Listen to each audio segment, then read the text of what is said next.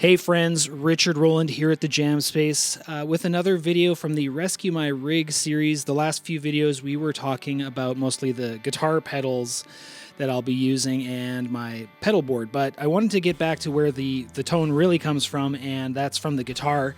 Not a very expensive guitar. Here is my G&L ASAT Classic. Classic meaning not made in America, I think Indonesia probably.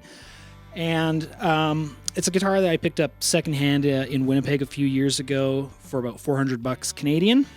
And I don't know, I'd never had played a Tele that had like or an ASAT, I guess what G&L calls their Telecasters, with these MFD pickups, which are kind of cool. I watched some YouTube video somewhere and thought I had to try them out. Anyways, I really do like the guitar a lot. But one of the things that I really liked about it was the ashtray style bridge here and how far back it allows you to put the saddles there. Something I've always wanted to do with my guitars is to basically tune them lower pitched. I've always kind of liked baritone guitars, except the thing about baritone guitars is the neck is usually longer. So it's kind of awkward anytime I've picked one up. I really haven't enjoyed playing it, but I love the sound of them. So kind of the compromise in my mind, I guess, was always to put bigger strings on and just lower tension and kind of get your guitar a little bit lower. But what would always happen is that the saddle would eventually run out of room to go back, so I couldn't actually tune down as far as I want. Well, it turns out that on this ASAT Classic, I've gotten it down to C standard tuning. So E standard is our normal tuning, so that is 4 keys lower. And I want to go one more.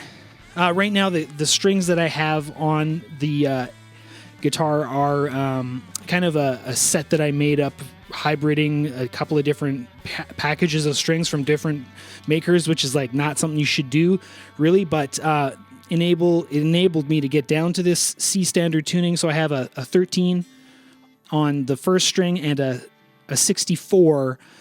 And it's in relatively good It's relatively good playability.